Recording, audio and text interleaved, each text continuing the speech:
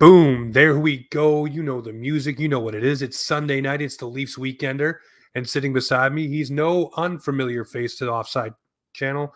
It's Mr. David Morassutti of Locked On Leafs. David, how's it going? Good. I'm glad to be back. Glad you're back in the saddle too. I know you went through a pretty tough week, so I'm glad that I'm around for when you're around too.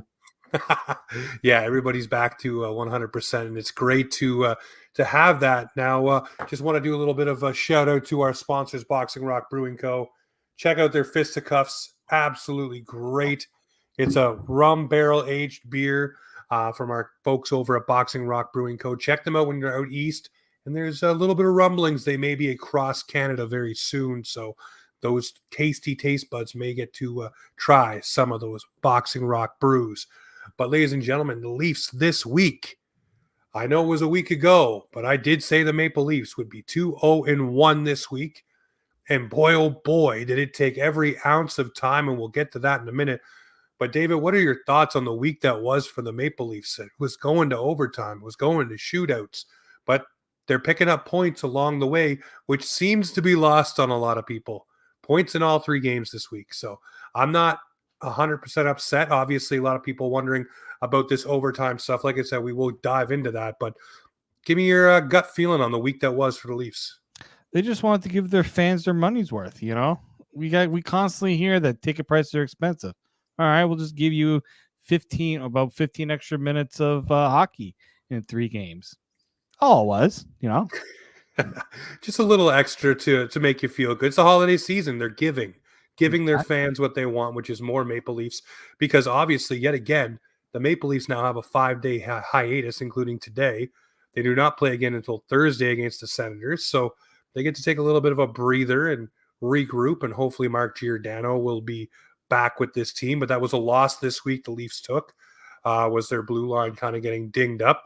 But I look at this week and I say, hey, there were a lot of people that were saying Florida was going to take that game, and the Leafs were able to get it done. In a shootout, Paul Maurice had to bite his tongue, and you could tell he really wanted to say a whole heck of a lot. I want to ask you on that double touch, do you feel it was an actual double touch or just simple, hey, he was there, momentum carried the puck, and I don't know, man, he didn't really have a shooting motion. He was still in the same motion he was originally in, so it's not like he rewound up or, flexed the wrist or anything. So I'm wondering if there might be a little tweak on the rule for that one later on. Yeah, I mean, I'm sure anytime like a situation like this doesn't happen very often, right? No. So something like this will definitely be evaluated going forward, especially because the Leafs are involved. That's exactly it. But yeah, I mean, you only get one attempt at it, and you have to wonder, would the puck go in if it just went off the stick, right? It's tough to really know when you slow things down. It's really tough to really gauge the intent of the play, right? Whenever they slow down any sort of review, you also have to remember what the refs call is like in real time and things like that. And so with that play in specifically, I didn't really check too much about the stick and what the stick was doing, but more so like Woll made the save. Yep. Kicks it out, and then on another attempt that went in. Like the rule for shootout is pretty clear. You get one attempt, and I think it's right that you don't get it. Like once the goalie makes that save, the initial save, it like no other way should it go in the net, right? It's because it's really tough. I would like it if it's just cut and dry like that. One attempt in, and you can't score because technically every shootout, then the player should get another attempt at it if that's the case, right? As long as it, but that's the rules like that in place for a reason, right? Goalie makes a good save, and the player doesn't get another attempt. It's a one-time, one attempt, whether it's a rebound or anything. Rules, we got to have rules, right? That's what Paul Maurice said. Thank God for rules. But I think about like this. What about the continuous motion rule, where they rule sometimes on the ice where the puck would have continued through after the whistle at certain different points? I'm thinking of if a player shoots the puck, just per se, comes in, same play here, but the stick isn't involved. But he shoots the puck hits Woll, but then hits the player and goes back in the net. Is that still considered a double touch where no one's moving out of the motion. Everything is still one continual motion. That puck wasn't reshot. It really just ricocheted and went off the player in front of the net. Let's not forget that in a shootout, the puck always has to be traveling forward. That is true. I guess the determination on that little Right. tap play too was the puck did come back and go forward to go back again. Once a player goes forward, he can't bring it back. The puck has to stay in a forward progression. So really, in a lot of ways, that's another thing you have to consider with the shootout is you don't get those second opportunities because you're not allowed to, the puck's not allowed to go back then up again. No, you know what? You're right. It's pretty cut and dry. I'm trying to Jeff Merrick it here and try to find a way, maybe the player flies over the goalie and continues the puck motion or something. But again, we'll see some crazy stuff. But I do think there will be more explanation, shall we say, for these type of things going forward, because obviously Paul Maurice didn't think it was right, but it definitely was the right call. And then we got the Seattle game where the Leafs looked like they were comfortably in charge, and the defense kind of just went to sleep, which to me is completely unacceptable. And if it wasn't for Joe Wool, I don't think they would have even rescued a point out of that Seattle game, let alone two. A lot of people saying, well, he shouldn't have let those 2 goals in. Well, we all have to remember that a shot on goal is a failure of the defense. The goalie is your last line of defense against players messing up or pucks going by or whatever you want to call it. So that right there, to me, Joe Wool made some 10-bell saves to keep that game where it was, and during the overtime and during the shootout. So I don't know. I look at the Seattle game and say they were lucky to escape with 2 points. Well, yeah, you have a lead. You should protect that lead, and part of protecting that lead is not saying, all right, Joe, you got to stop clear-cut chances on that. It's one thing if it's a shot on goal.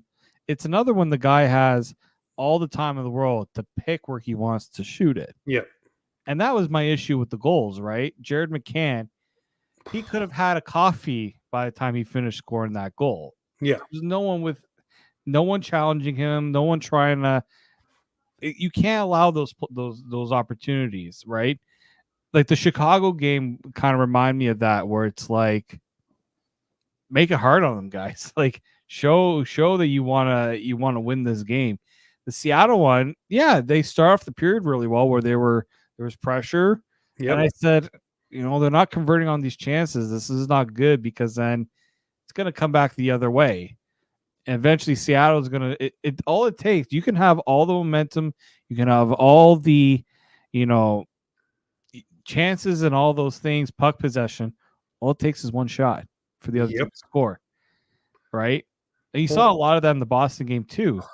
A lot of chances. They were all over the Bruins net zone, but, a lot of one-and-dones in a lot of way.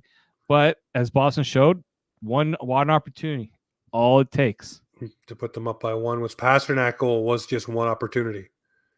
Just got the chance and the shot went in, top corner, beautiful. Obviously pasta type goal, but I look at that Boston game and, I said it last night after the game, a lot of times in games like that against Boston or a team that was one the Leafs were trying to punch up to, so to speak, they would wilt. They would go down in that game, and it would just be basically almost going through the motions to get the game done. There wasn't a lot of pushback. There wasn't a lot of extra jump in the step. Once they got down, it was kind of shoulders went down, heads went down, and the mo all went to the other team. Not last night. Last night, they kept trying to battle. They kept trying to get chances. That Domi goal was beautiful. Matthews coming through clutch with 5 seconds left. But in overtime, it seemed like all of that hard work was for naught. And I'm sorry, I got to pick him out. And I defend him all the time, and it's John Tavares. He just watched that play. He did not get back, and there's no sugarcoating it. He just didn't do anything. Yeah. He was hoping the puck was coming to him, and took 2 strides and watched it all develop like he couldn't do anything.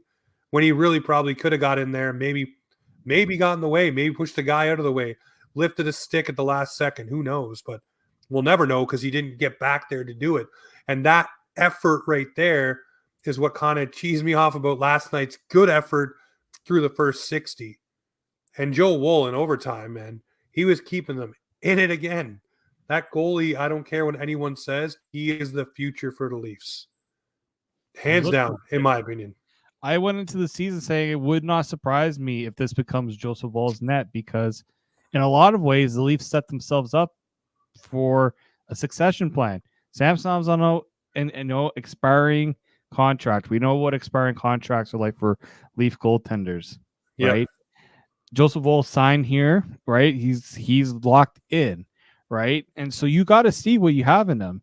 And what I've seen, the Leafs are a more competitive team with Joseph Woll. There's just a comfort level that you have with Joseph Woll and net versus Ilya Samsonov. And it's a lot of, I think, Samsonov is it fair to him?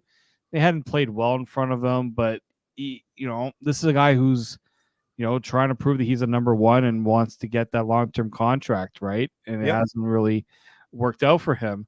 But to go back to that Bruins game, what annoyed me, two things annoyed me about that. One was, yes, both Tavares and Nylander, they were nowhere to be found, right, on that play.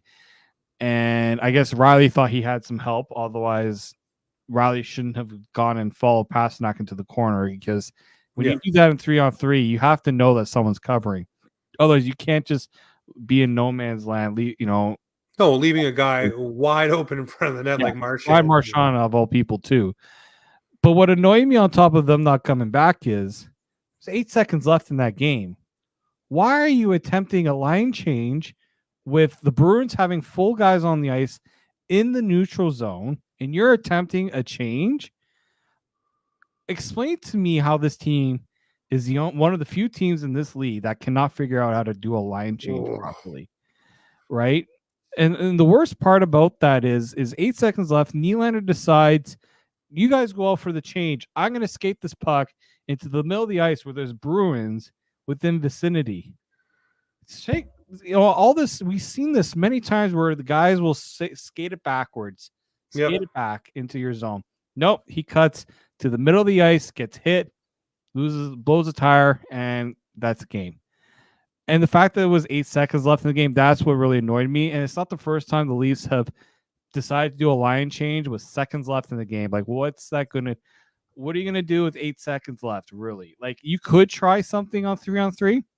Most likely, unless you have someone, ready to take advantage and go on a breakaway, which in this case, they had Nylander and Tavares on one side. They were only really changing McCabe for Riley in this situation. I don't know what exactly the Leafs were hoping to do with that play. And to me, that's partly the players on the ice's fault, and also on Sheldon Keefe for not recognizing the situation. Well, if you're the bench boss, right? What's that word, boss, right? You're supposed to be the one to dictate what happens there. And if a guy's coming back, you can yell to them to stay on, or see the play as well developing that's in front of you, and be able to tell players, do not change, or scream from the bench, whatever you need to do. You've been doing a lot of yelling lately, so just keep it up. But yeah, for whatever reason, that was ridiculous. And the William Nylander thing was just careless. It was not paying attention in a pivotal moment of the game where you were on the ice. And he's been so, I would say, disciplined with that lately, that now this happens and we're like, wow, that's old Willie Warts coming out right there, where, just the aloof play is what we'll call it. And it cost him. It cost him big. And then doesn't hustle back. Like, boys, hustle back. Figure it out. And again, Joe Woll makes a beautiful save on Pasta, but he's way out of position and no one's there to help cover him. And I think he almost gets back too, but it's like, he shouldn't have to do that though. Imagine Joseph Woll's reaction. He's like, so no one's covering Marchand right now after like, really? Like, Marchand wasn't even really in the play right away, right? Like, Pasternak was on the clear-cut breakaway. Riley does his job in getting him. Marchand's joining later in the play. And that's the part there. Like, it wasn't like it was a 2-on-1. It was a clear-cut breakaway for Pasternak. And there's Marchand coming in, and he's like, oh, I'm really going to be all by myself here. And takes his time, right? Knocks down the pass, and it's in the net. That was a very, like, as you said, it's frustrating way for a game where I thought the team put forth a really good effort. Yeah, it's one of those efforts that feels like it's almost wasted. You know what I mean? Like, you're sitting there and you think this is going to be a game the Leafs have come back. The momentum's in their favor. It looks like last 5 seconds you score. Okay, these guys are juiced up and ready to go for overtime. And yeah, the chances were there here and there, but that one last effort just wasn't there. And teams that win have that one last effort, that one last push, hurrah, or whatever you want to call it, to either keep the game where it is or to put the game away. And that's what Boston did. But we'll move on from the week that was. We'll go to the week that will be for the Leafs. Only 2 games, as we mentioned. They start off on Thursday, Battle of Ontario. I see these guys wanting to come up for this one and really atone for the loss that they were handed last time. And that was really before they kind of turned a corner and started earning some points and getting things on the roll. And then the Preds. I think they really want to stick it to Ryan O'Reilly after what happened last time they played the Preds and really set a tone there too. For me, I'm looking at both these games as games the Leafs want to kind of, I guess, get back for the ones that they've lost already to these teams. And I think they're going to go 2-0 with this one. And I think you see Joe Wool in both games. I do too. And look, I do think the Leafs have a back-to-back coming up eventually, right, in their schedule. So I know some people are wondering when eventually will Samsonov get back into the net. I think they do have a back-to-back the following week, not this week, the week after. Samsonov will get back into the net. But I think right now you have to see if Joseph Woll can handle this type of workload. I know in today's NHL teams try to do more of a rotation to keep both guys fresh. You ride the hot hand right now. You have a lot of days off right now between the Saturday game and the game against the Senators, as you said. This is a perfect opportunity for, Joseph Woll to see how he bounces back from a loss.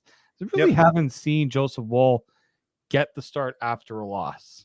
How does he bounce back from that? And I think that's more important than saying, but now we got to get Samsonov back in that. Now, it wouldn't surprise me if Sheldon Keefe decides to put Samsonov into a game because, he's also one of those coaches that doesn't like to see a goalie sit for too long. But at the same time, I think he owes Joseph Woll, who's been playing really well, those opportunities to continue playing. No, I fully agree with you. And I do think as well the lineup will be in flux, shall we say. I think that fourth line will be changing with Reeves coming out of the lineup. It doesn't seem like he plays a whole lot in the third period. And if you can get a body in there that can play, either Steves or McMahon or someone who can really just put a few extra minutes in there with Gregor and Camp, I'd really like to see that. As well, the defense, I think there's been rumblings of Liljegren skating. Who knows how far away he is? We don't know the status of Giordano yet, but I do think you will see, hopefully, Gio back at least in the lineup, which will push Lagesson or Benoit out. But there's lots of rumblings of moves, and we'll talk about that here soon. But with these games this week, are we hoping the Leafs can get things done in regulation? And I ask that because there's a lot of extra hockey, like we talked about, happening for these guys. And, eventually that will wear on a team playing extra hockey. But the Leafs, again, right now have a nice little time off. So maybe that's why they gave us so much extra hockey. But is there any concern in your books of going to overtime almost every night or a shootout and really extending not only the game, but also the way Joe Woll's have to play these games, extending Joe Woll as well in his young NHL career? I'm not too worried too much about Joseph Woll, but I am concerned about the mindset in the third period. Yes. When you are leading a game, the mindset should be there should be no doubt that we're winning this game. And that hasn't happened, really. When's the last time the Leafs went into a third period and ran up a score, right? And said, this game is done. There's no way we're blowing this lead, right? And that to me is the bigger concern. That to me, yeah, you know what? You go into a game like Saturday, you were praying for an overtime game, yes, right? But in games that you're leading, right? The Kraken one was a perfect example. That should have been a game that you put to bed, even if you held that 3-1 lead. Personally, that's not the Leafs style. The Leafs are not that team that's going to hold a lead for 20 minutes. Yeah, that goes back to, I think, the defensive structure of this team and the players they're deploying on defense. Exactly. We'll get to that here soon. So you're built a specific way. Your team should be built around, all right, we gotta lead. Let's make sure that our best defense at times is our offense. Now we got to be responsible about it. We can't be cheating for offense and putting ourselves into odd man situations. But in that situation, that game should not have gone to overtime. Even the Florida one, yeah, they were down and they had to find a way to get that goal and send that game to overtime. But for a lot of that game, like, there's an opportunity there, right? I know that the record is good right now in 1-goal games, but you got to find other ways to win. And I look back to that playoff game against Tampa last year, or in the playoffs, where they had a big lead and they didn't relent, and that game was over. You knew that game was over because they kept pouring on. That's what a good contending team does. They either shut things down, which in the Leafs, as I said, that's not the Leaf style. And some will say, "Oh, you're running up the score." No, it's not really running up the score. It's letting the other team know that there is zero chance that you're going to be making a comeback in this game. Well, that's the way it needs to be. I've always been a big proponent of teams putting, I don't want to say it like this, but putting their foot on the neck and not letting a team up off the mat. And, the Leafs have not been a team to do that. And when they do that dance where they are able to hold a lead, it's so weird because all of us in Leaf Nation celebrate it so hard. Like, this team is turning a corner, but it doesn't keep happening. And I really think that it does speak to what they have on the back end. And we'll get into that in just a moment. Before we do, I want to swing it over to our friends at DraftKings. They partnered up with the Hockey Podcast Network, and we want to bet the action on the ice with DraftKings Sportsbooks. Maybe you want to bet the Maple Leafs and the Ottawa Senators game, the Battle of Ontario. We'll check that one out. Download the app now and use the code THPN. New customers get $150 instantly in bonus bets for betting just $5 on hockey. That's code THPN only on DraftKings Sportsbook, an official sports betting partner of the NHL. The crown is yours. Bonus bets expire 168 hours after issuance. Gambling problem? Call 1-800-GAMBLER or visit www.1800gambler.net. In New York, call 877-8-HOPE-NY or text HOPE-NY 467-369. In Connecticut, help is available for your problem gambling. Call 888-78-9777 or visit ccp.org. Please play responsibly. On behalf of Boot Hill Casino and Resort, 21 plus, age varies by jurisdiction, void in Ontario. Bonus bets expire 168 hours after issuance. See dkng.com/hockey for eligibility, deposit restrictions, terms, and responsible gambling resources. The NHL and the NHL Shield are registered trademarks of the National Hockey League. Copyright NHL 2023. All rights are reserved. So use the code THPN from our friends at DraftKings. Get in on the action and bet, hey, the Maple Leafs and Sens. I'd take the Leafs to win by at least 2. But, hey, go do your thing. We'll see what you get when you bet with DraftKings. So, spin it back to the Leafs, talking about Lags and Benoit, deeps in depth. These are guys I think the Leafs would actually go after, so to speak, at the trade deadline to bolster out the blue line. Lagesson's looked good, hasn't looked out of place in my opinion. Same with Simone Benoit. They knew what they were getting when he came. He came to training camp and told every reporter, I have a chip on my shoulder from them letting me go over in Anaheim. And he really wanted to set the tone this season. And I think he has. He's pretty physical. He does the right things, plays the right way. And I look at it like this for Lagesson. He's a guy that, hey, has came in. There was no expectations. They wanted to see what he had. Did well in the minor leagues, came up, and now done well with the Leafs. Playing good minutes, but also is physical. Also gets in guys' faces and doesn't shy away from trying to break up a big play. So I want to think for you, the depth the Leafs have here with these two guys. I know you always want more, but these two guys right here have really shown that they can step up not only in a pinch, but also move up the lineup so far when things are going wrong and they don't look overly out of place. Are there going to be mistakes and warts? Yes, because they're fresh to this system and they're not exactly aged vets either with time on ice in the NHL, but they've actually been pretty darn serviceable. Yeah, especially Lagesson, right? You know, he's a guy that has NHL. Like, what I liked what the Leafs did with their free agent moves is they got guys with NHL experience to be their, 6, 7, 8 guys, right? That's what you need. And for them, like for Lagesson, especially because he's been playing in the top four. I think that's a good thing for him to show that he is capable of doing it. Obviously, it's not something you want to see them do long term. Benoit, like he's not flashy. He doesn't have to do much, and that's important for your third pairing. You just want a guy that's not going to go and try to be a hero on the ice. And I think that's something he understands. It's better to have your name not be mentioned, right, as a defenseman. So he's really done that. So yeah, does it make you feel better knowing those guys are stepping up with your blue line as banged up as it is? Yeah, it was similar, almost on a similar thing to last year. Well, I mean, last year they went with younger guys like Liljegren and Sandin and made them more prominent players in the lineup. But I also think that once in a while you have to trust your depth, and that's something Sheldon Keefe hasn't been as willing to do. And yeah, he's going to ride Riley, McCabe, and Brody. I get that. But it gets to a point where eventually those guys are going to start to feel the fatigue, and you have to be able to lean on your other guys.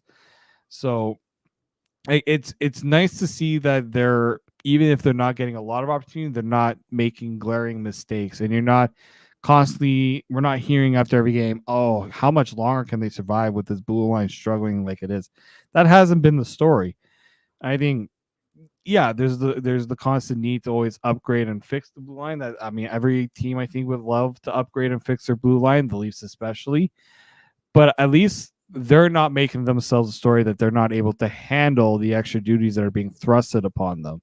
So I haven't minded them as depth options, but at the same time, you also have to understand that they're depth options, and they're probably playing to their limit. Like, they're not. I don't know how much more they can give you than what they're giving right now.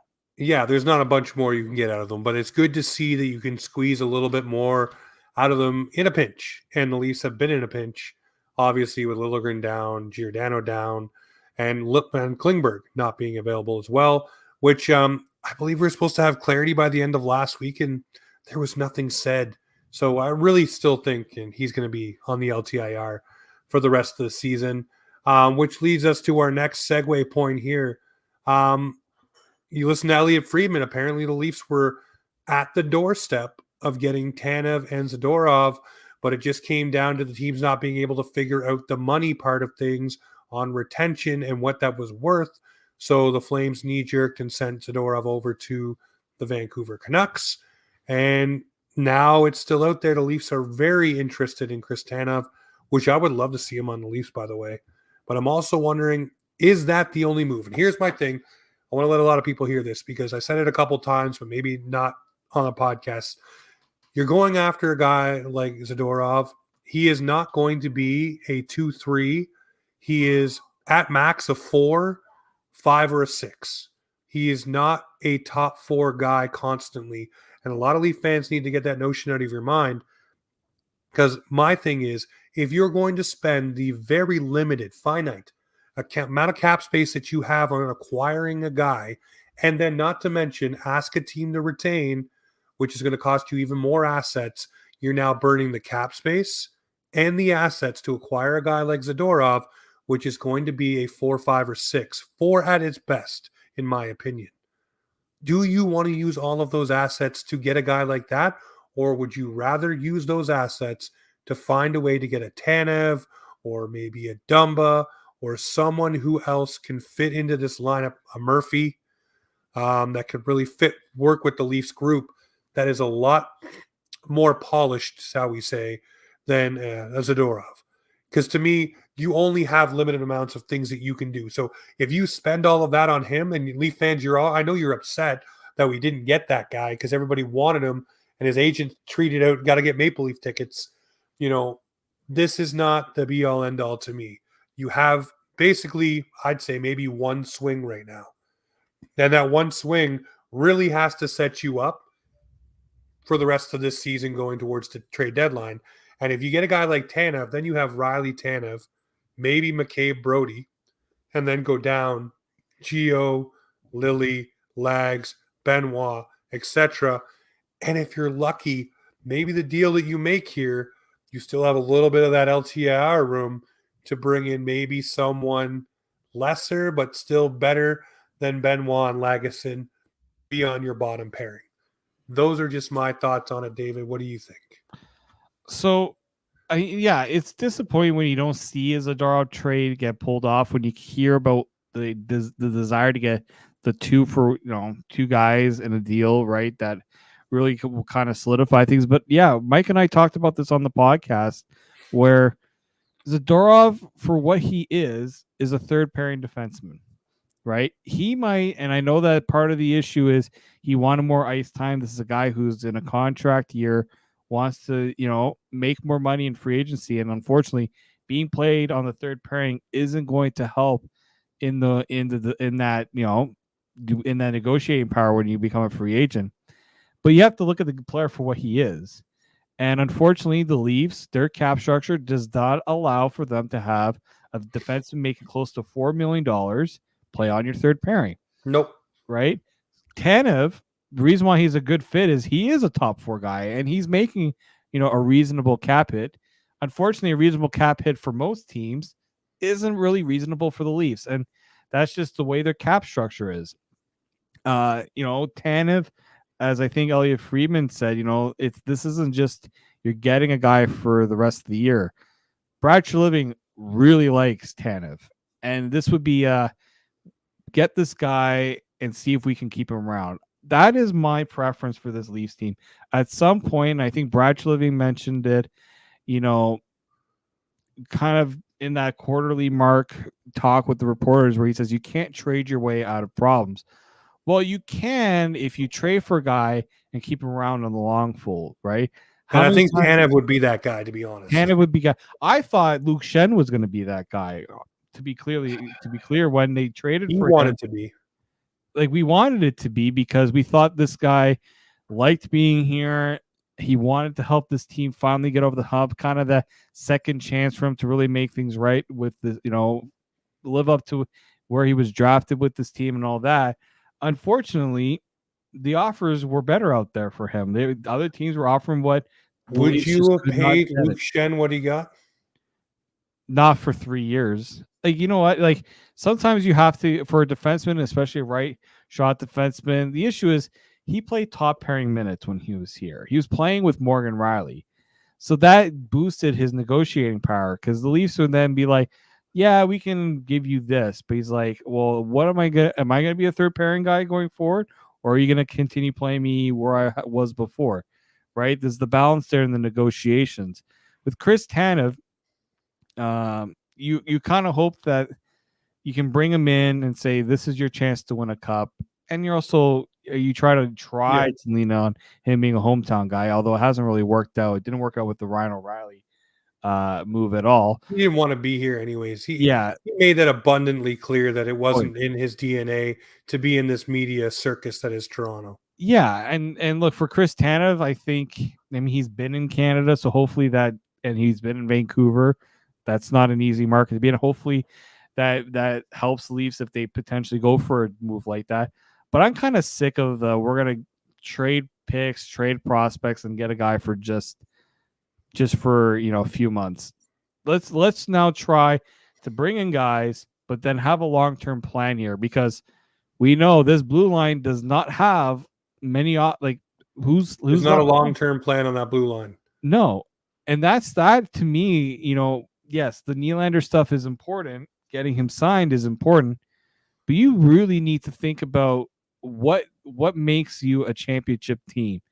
It's not that you do your whatever you can to just keep 4 forwards around.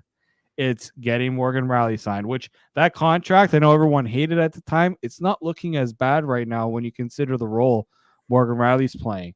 He's buzzing this year, by the way. Old Mo is back, man. Yeah, unless you're going to find a way to go and get younger guys, or you find in some way, shape, or form, some of these young defensemen in your system start to show someone to pop. They can do. The Leafs are in a really tough pickle right now, where they don't That's why the Klingberg move. I understood what they were trying to do with it. It's just they went with the wrong wrong player, right? They should have got Dumba. I'm saying it. Yeah. They should have spent that money on Dumba, brought him in, And who knows? Maybe right now we're looking at a top four of Riley, Brody, McCabe, Dumba. Doesn't that already sound better? And then you go down the list and say whoever you want to put where, because they've been playing guys on their offhand anyways. So it doesn't much matter what you do. But yeah, listen, there's going to be a deal here. And the one thing that I was saying when it came to Zadorov and Tanev was the Leafs may also have been in that conversation saying, what can we offer as well to have a negotiating window here to be able to see if we can get some extra years on these guys that we're bringing in because it is important to us. And that could have been another sticking point that was a problem where they're saying, well, not only do you want retention, but now you want a window and now you want this. And it's just so much things that so many balls in the air that you got to figure it all out. And they're like, no, this is too much. This is too much for two guys to figure out. And I listened to Craig Conroy he was on Flames Talk literally almost right after the Zadorov trade happened. And he made it known that they value the retention spots. You only get 3. You want to make the most out of it. And are you going to maximize your return on a Zadorov, or are you going to try to maximize your return on other things if you decide that Tanev isn't the only one that you're looking at moving? Is there a potential where you can offload other guys? You need that salary retention spot, and it's not there, and you're missing out on a potential deal that way. And I think that's what also obviously played into it. And again, Vancouver clearly said to themselves, we'd rather spend the cap on a Zadorov rather than a Beauvillier. They had that option. The Leafs, other than getting Klingberg's number off the books, there isn't a guy that you say, yeah, we'll trade this guy to get our to Chicago to get crap relief. There isn't it's not like the Leafs have, other than like Klingberg and Reeves, is there a bad contract on this team that you want to trade and get nothing back? Everybody to me so far, like beginning of the season, we were all hard on Bert and Domi. Right now, everybody so far is pulling their weight and doing what they need to do, and everything's starting to gel and mesh and find its way. Yarncroke, even a lot of people were on his back early in the season that he should be out of the door, and then he started rolling, and everybody's like, "This guy's the most versatile player since Kerfoot." And it's like, yeah, well, some of us have been saying that for a while because we know what he's worth. No, but I agree with you. There is no deal on this team that you look at and say, that's one where we can move it out. And if you say TJ Brody, please pack your bags and walk out the door. And don't say John Tavares. Oh, my. We ragged on him a little bit tonight, guys, but John Tavares is a point per game guy at his age. And by the way, I think he's still 1 point away from 1,000 in his career. The guy is he's born to be a Maple Leaf man. He can handle the media, handle the pressure, and he's here. But speaking of handling the pressure and being here, are the Leafs just a wild card team this year, or are they going to hit that stride and end up being in the 3 or 2 hole again in the Atlantic? We all assume that Boston isn't going to mightily stumble out of that spot. Looks like Tampa is taking a stumble right now, but is it, in your opinion, where are the Leafs? Are they a wild card team, which may be different for them, a different experience, or will they be in their regular 2 or 3 hole? Personally, I think if the team makes a deal and this blue line gets better, I still think they're in a position to compete in the Atlantic. It all depends on the defense and goaltending, because they have the forwards to compete with anyone in the NHL. Yep. It's just, can this blue line and goaltending figure itself out? Now, it looks like the goaltending is fine. I'm not saying the goaltending is not fine. It's just over the long term, can Joseph Woll be the guy? And all right, now can that blue line get to a point where you can say we can compete with this night in, night out? That to me is the only thing that's keeping me from saying this team is for sure in the Atlantic conversation. I still think they are. I think, Tampa, that's a tough situation, but they're such a veteran team. They'll stay in it. Florida is not showing any signs of slowing down, and that to me, them and Boston haven't really taken that step back. Yeah, Boston lost a few games, but they still hold a pretty decent lead because they don't go on bad stretches like the Leafs did when they lost 4 in a row, right? To me, that's where I think the Leafs have to decide at some point: are you going to be a playoff team? are they going to make the improvements in the areas that they need to improve to be consistently good enough to challenge a Boston or Florida for one of those, or even in some ways Tampa to be a top 3 team. Yeah, I look at it like this. I think Tampa may be the team to take a step back. We talked about it earlier in the season. A lot of dark clouds with the Steven Stamkos stuff. Obviously, you're looking to see your guy Andre Vasilevsky bounce back and be healthy. The depth for the Tampa Bay Lightning isn't the same as it always has been. So that's another thing that comes into it this year. Can they dig themselves out of holes? Can they find ways to win games like they used to when they had a deeper lineup? But I look at Florida. I'm one that said they would take a step back with some of the players they lost, but they look like they're still striding just along just fine. Detroit has made some noise. And then Boston. We don't know what the real Boston is. They went on a 3-game losing streak. We don't know. The Leafs pushed them to the brink. So, maybe there is chinks in that armor that really could start being picked away at and opened and exposed and really, take a run at them. Knock them off their high horse, so to speak. And the Leafs might be one of those teams to do it. But we have to see where things shake out. And this is the time of year where things start to really settle in. And I think Detroit, for me, will be a team that will drop down. Tampa, I think, will stay where they are. And I think it'll be, for me, running like this, it'll be probably Toronto, Florida, and Boston in some sort of combination right now.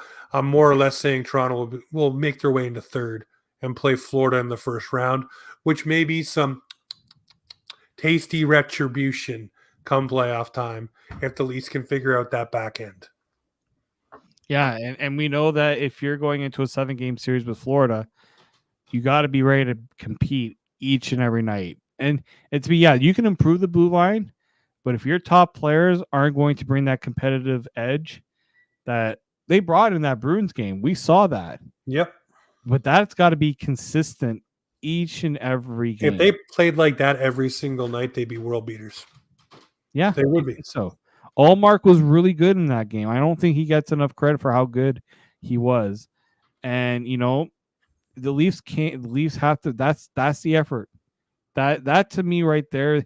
Look, Austin Matthews, when he was on the ice, I think the Leafs outshot Boston 13. They had outchanced 13-4, something like that. There was no doubt that Austin Matthews was one of the better players on the ice. Yeah, Pastrnak was good, but Austin Matthews controlled the game when he was on the ice more so. I think that's what you need to see from this Leafs team if you envision them being a top team in the Atlantic. And look, Boston hasn't. I'm still convinced Boston hasn't taken it over yet. Unfortunately, losing games like this doesn't help your chances, but over the long run, I think the Leafs still have a chance to catch them, but they got to start building up some consistent play. Yeah, they really just need to get that down. And I mean, it comes down to systems. It comes down to who's going to be in the lineup on the back end. I think once they finally sort that out, you will really see this team hit stride. But David, I always want to say thank you, man, for jumping on with us. And I'll say this, if you have not listened or have not tuned in or have not subscribed, make sure you check out Locked On Leafs. They are a daily Leafs podcast. You get your Leafs news there. You got Mike DiStefano and our boy David Morassutti on there every day, breaking down everything that's Leafs. I listen to them every single day. They are my carpool buddies, even if they don't know it. But David, I appreciate you always making the time, my man. Always appreciate it, James. All right, well, ladies and gentlemen, you know what it is around here. This is Offside Hockey Talk, where the Maple Leafs and hockey come to talk.